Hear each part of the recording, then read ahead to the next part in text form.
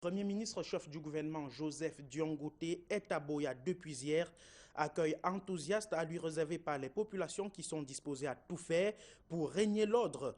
Joseph Dion-Ngouté est passé à Tiko, à Moutenguene, à Moliko ou à Boya. L'émissaire du chef de l'État a été accueilli en grande pompe. L'ambiance s'est à lire en pages 2 et 3 du quotidien national bilingue Cameroun Tribune.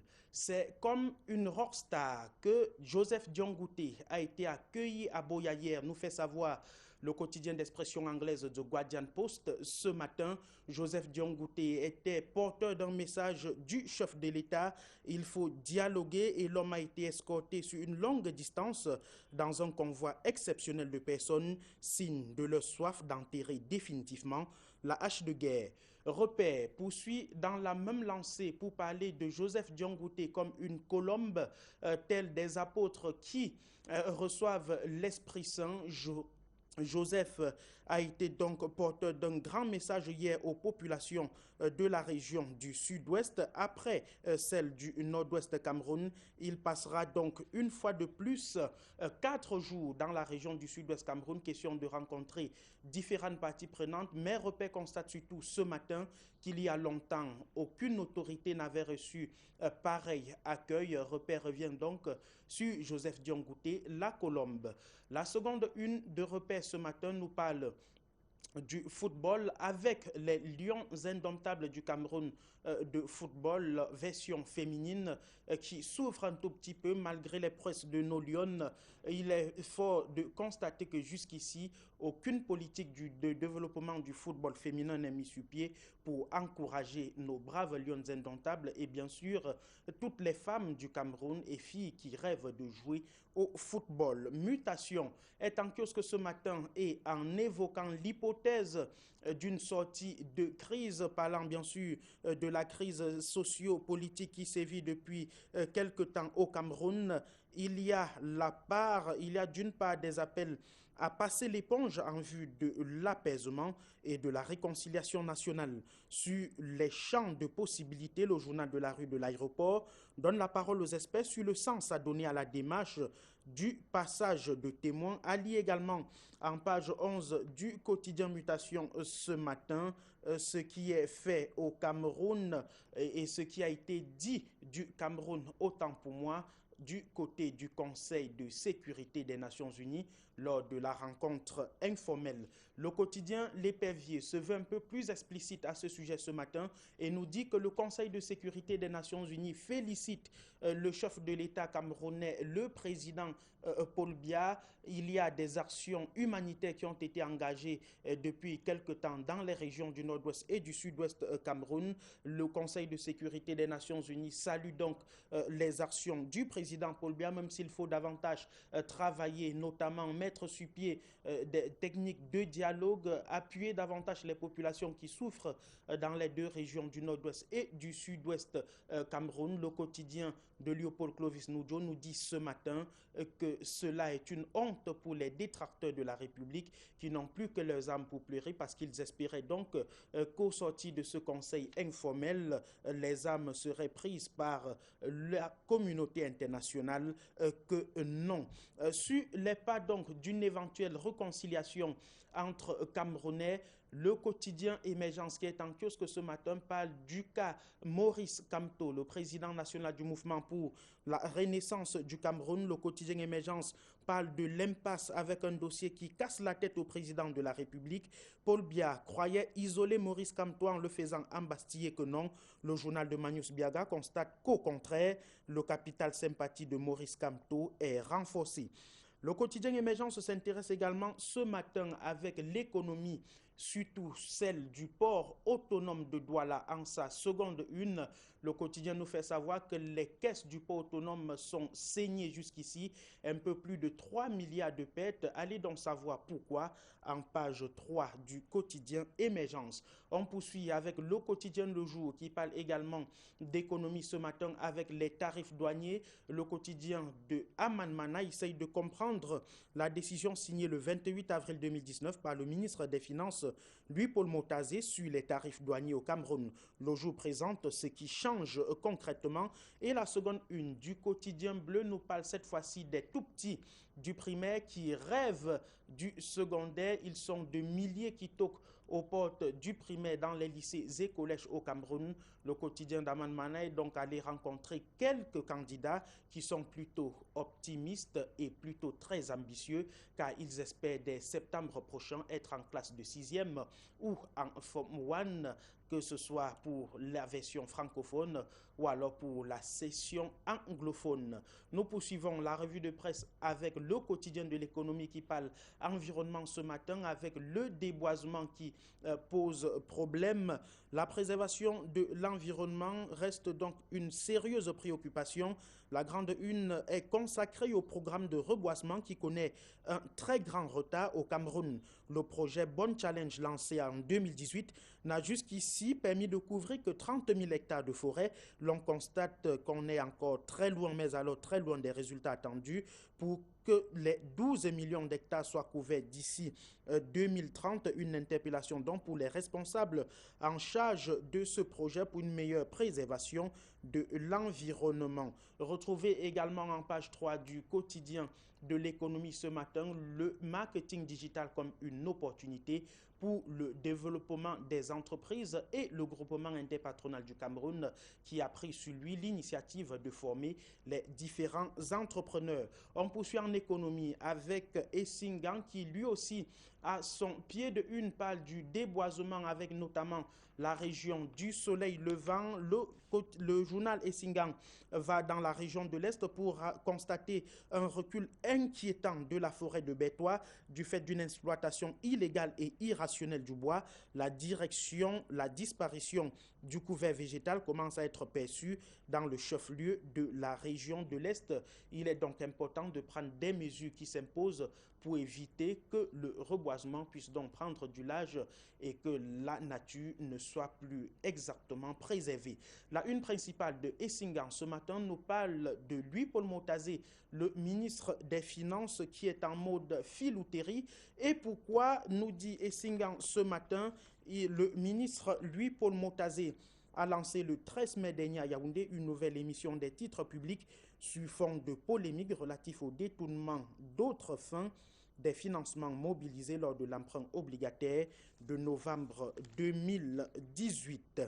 Le révélateur info est en kiosque ce matin et parle du président Paul Biya qui active donc les leviers de l'apaisement au Cameroun. Dans sa stratégie, le chef de l'État pourrait prendre des décisions exceptionnelles dans les tout prochains jours. La seconde une de le révélateur info ce matin parle lui aussi économie avec des mesures prises au niveau de la direction du Trésor ainsi que de la direction du budget au ministère des Finances. Le directeur général du Trésor, depuis son arrivée, a mis sur pied des techniques hors un peu productives jusqu'ici, avec donc le fichier de rationalisation des finances qui est fonctionnel depuis quelque temps. Et du côté de la direction générale du budget, c'est plutôt la rigueur qui est de mise pour une économie camerounaise qui porte et avance sans relâche. La République Presse parle également économie ce matin et pas du niveau national pour le niveau régional, notamment dans la région du centre avec Francis Lin et Sono qui appelle à plus d'efficacité. La traditionnelle réunion de coordination des comptables de la circonscription financière de la région du centre a permis au trésorier payeur général Francis Lin et Sono de mettre sur la table les différentes anomalies qui minent le plein exercice de la fonction comptable.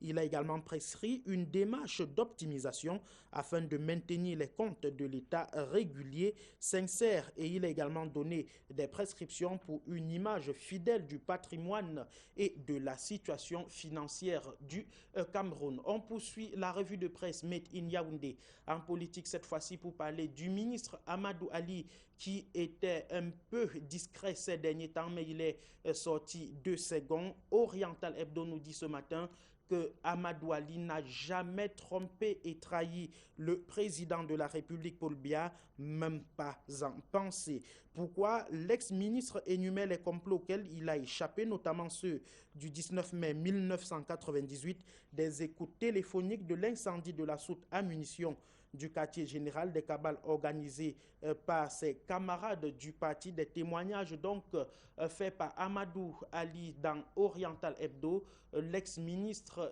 de la Justice, garde des Sceaux, nous fait savoir dans les colonnes de Oriental Hebdo ce matin que ses camarades de parti lui ont mis les bâtons dans les roues, même si jusqu'ici, il reste toujours critiqué par la population camerounaise. De la politique à la santé, nous évoluons avec Chantal Biya qui écrit aux femmes du Cameroun. La première dame responsable des synergies africaines, ambassadrice de bonne volonté de l'UNESCO, vient donc décrire aux populations camerounaises et plus précisément aux femmes.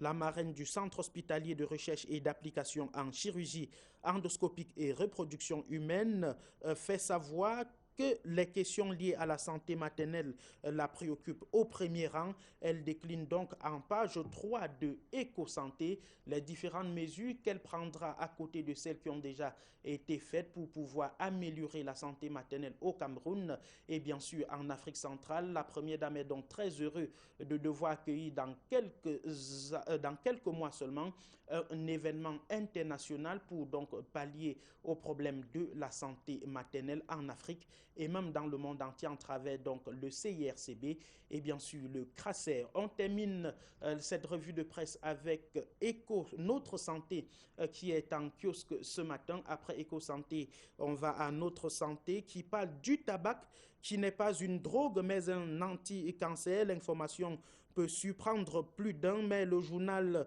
de Irène Sidouane Djaboun nous dit ce matin que utilisé sous sa forme naturelle, la plante ne présente aucun danger pour l'homme. Certaines études montrent que le tabac est une plante qui permet de soigner les douleurs musculaires, articulaires et même des addictions. Dans les traditions africaines, la poudre sert également à soigner les céphalées et maux de tête. C'est un pays situé au bord de l'Amazonie. En ont fait toute une médecine, nous fait savoir Notre Santé ce matin, qui à son pied de une parle également de la médecine traditionnelle. Quand les médecins se transforment en charlatans, c'est à lire en pages 5, 6, 7 et 8 de Notre Santé. Revue de presse à la couleur un peu verte ce matin à Douala. On va tout de suite du côté de Douala. Revue de presse verte à Yaoundé. On va donc prendre la couleur de la revue de presse du côté de Douala. Et c'est avec vous, Aimé Catherine Moukouri. Bonjour.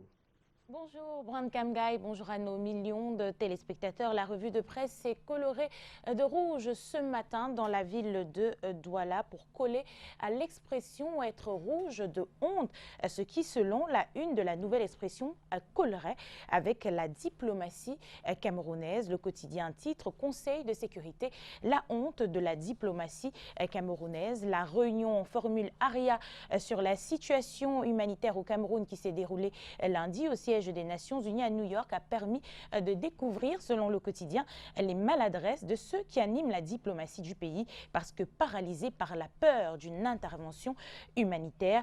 Le journal nous parle de l'ambassadeur représentant permanent du Cameroun auprès des Nations Unies, Tomo Monté, qui a déclaré aux participants, ouvrant les guillemets, que la présente réunion sous formule ARIA ne rencontre pas l'adhésion du Cameroun. Est-il encore besoin de rappeler que la même objection a déjà été fortement exprimée par de nombreux pays du Conseil, en particulier les pays africains, en raison de son caractère équivoque, susceptible d'être malicieusement exploité par des esprits malveillants confondant à l'envie et pour leur cause cette formule avec les réunions officielles du Conseil, s'est-il exclamé. D'après la nouvelle expression de ce jour, visiblement gêné et embarrassé, le représentant permanent du Cameroun auprès des Nations Unies a poursuivi son propos en laissant entendre qu'un tel sujet aurait été plutôt indiqué dans le segment humanitaire du Conseil.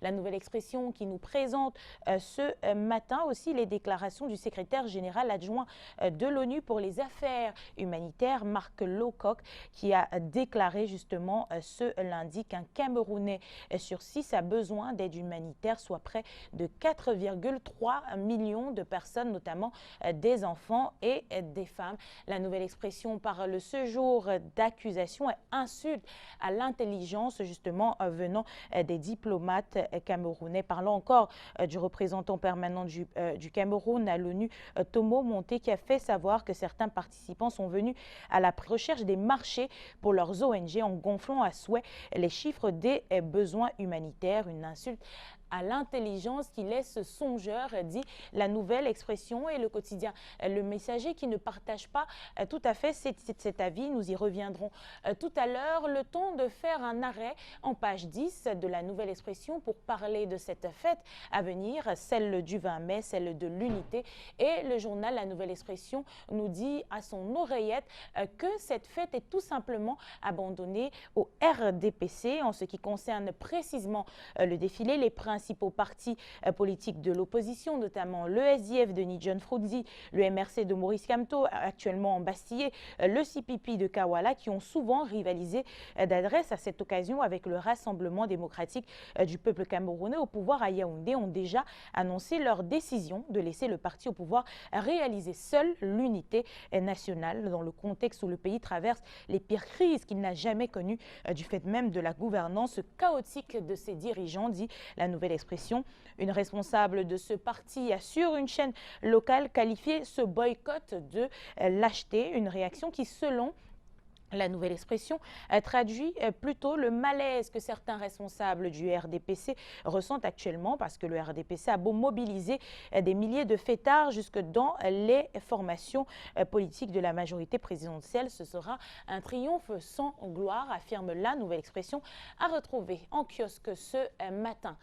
Du côté du Messager, justement, on parle de ce conseil de sécurité du côté de l'ONU qui s'est tenu le lundi 13 mai. Et pour le Messager qui a un avis contraire à celui de la nouvelle expression, on parle plutôt de fonds de commerce de l'interventionnisme en brandissant la crise humanitaire au Cameroun. Et le journal nous fait savoir que la situation humanitaire du pays et surtout dans les régions anglophones sont le boulevard fleuri sur lequel les puissances roulent à grande vitesse pour intervenir au pays de Paul Biya. En face, Yaoundé est déterminé à ne permettre à personne de mettre à mal son intégrité territoriale et de fouler aux pieds sa souveraineté nationale.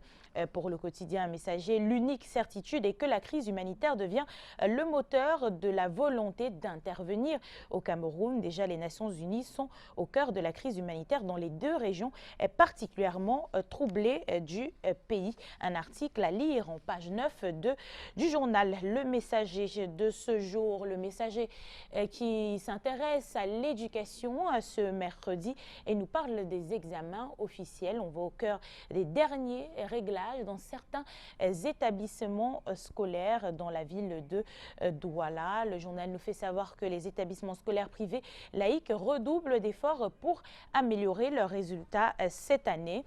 Le journal ne manque pas de parler ce mercredi de ces 3317 candidats aux portes de l'enseignement secondaire. On est bien là dans la Sanaga maritime. Les candidats au concours d'entrée en 6e en première année au Common Entrance ont pris d'assaut les différents centres d'examen hier matin 14 mai sur toute l'étendue du triangle national en Sanaga maritime. Ils étaient au nombre de 3317, précise le journal. La grande innovation de cette session 2019, nous dit le quotidien Messager, au niveau du concours d'entrée en 6e en première année au Common Entrance, a été que les candidats ont pu s'inscrire le jour même de l'examen. 3 candidats ont bénéficié de cette mesure salvatrice selon le Messager de Madame Nalova Lyonga.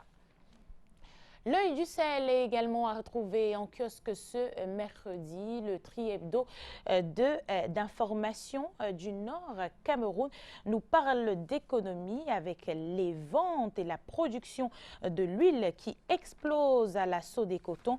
Justement, des chiffres qui redonnent le sourire pour l'œil du Sahel. L'assaut des cotons est décidément sur une nouvelle rampe de lancement, dit le journal, après des pertes cumulées de 35,6 milliards milliards de francs CFA enregistrés sur la période de 2014-2016. Le mastodonte agro-industriel des 3 régions septentrionales du Cameroun a renoué avec un résultat net positif en 2017, lequel s'est chiffré à 4,3 milliards de francs CFA. Et l'Œil du Sahel nous fait savoir ce matin qu'à l'origine de cette performance se trouve un ensemble de mesures édictées par le top management arrivé à la tête de l'entreprise en 2016. Parmi ces mesures, on peut citer la redéfinition de la stratégie de commercialisation des produits des huileries de l'entreprise, notamment la marque d'huile Diamaor en perte de vitesse sur le marché depuis plusieurs années.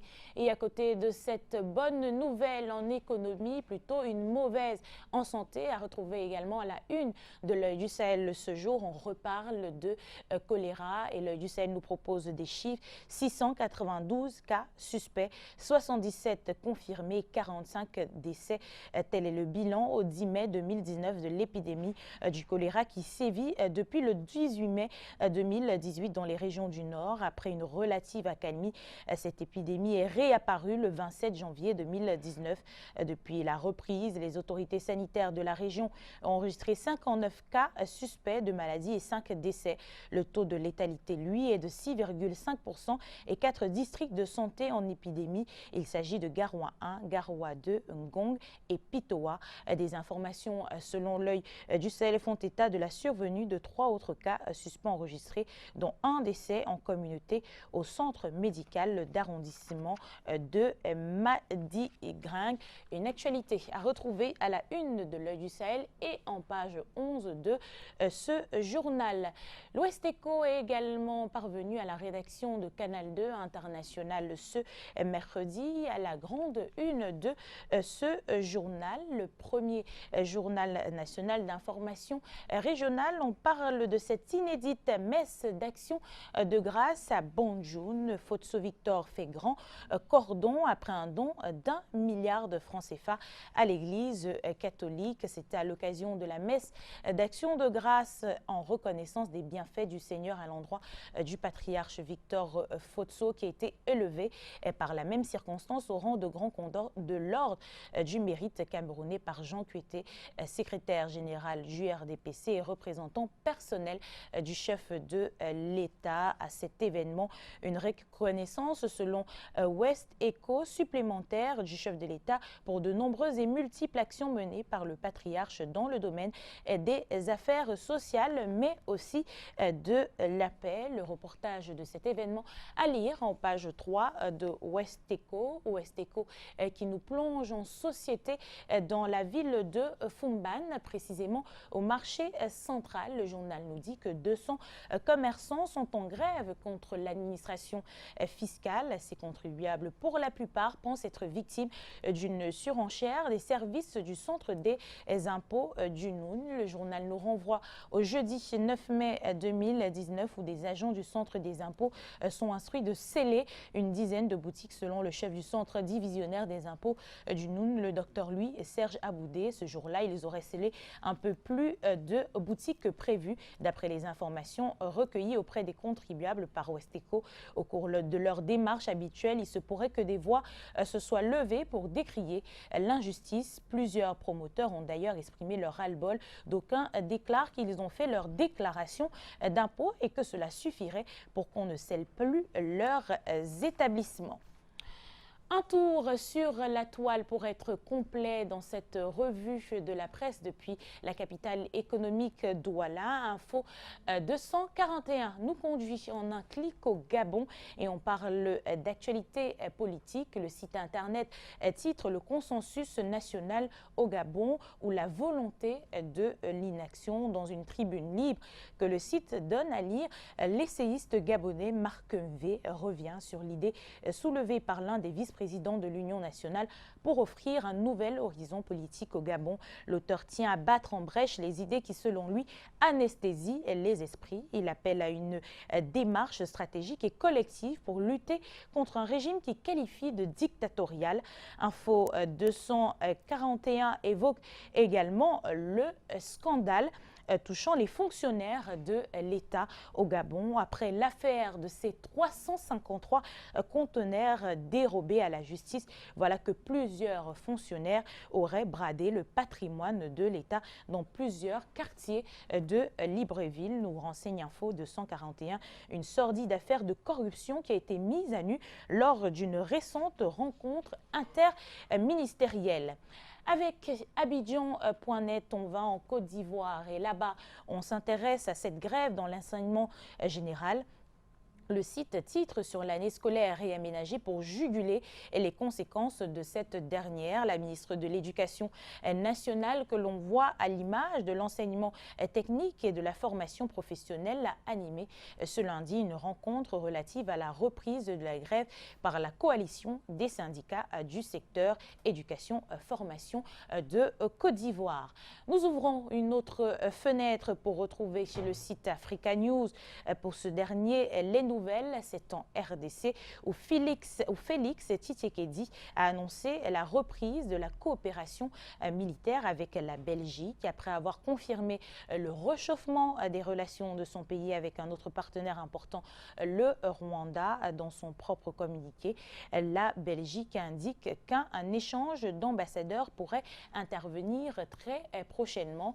Africa News nous conduit également au Bénin. Le site s'attarde sur la répression post-électorale qui est inquiétante, entre guillemets, avant l'inauguration du Parlement. Du moins, c'est l'avis d'Amnesty International qui parle de 4 morts par balle. Selon l'ONG, des fouilles systématiques et des interrogatoires de simples passants sont également opérés dans le quartier Kadjeoun, où réside l'ancien président Yayi Boni. Le quartier sera un épicentre des violences post-électorales, d'après Amnesty International. Et c'est avec cette nouvelle présentée par le site d'information Africa News que nous mettons un terme à la revue de presse partie 2 dans la ville de Douala. Merci à vous de nous avoir suivis et surtout merci à vous, Soflane et Thierry Carole, de nous avoir reçus sur ce plateau une fois de plus.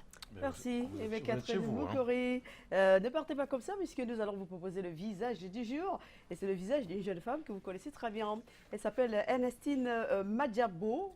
C'est une jeune Camerounaise. Elle a tout juste 29 ans. On a le visage ou pas? On l'a? On attend donc le visage de Ernestine Madjabo. Voilà. J'espère que je n'écorche pas le nom, hein, chouchou.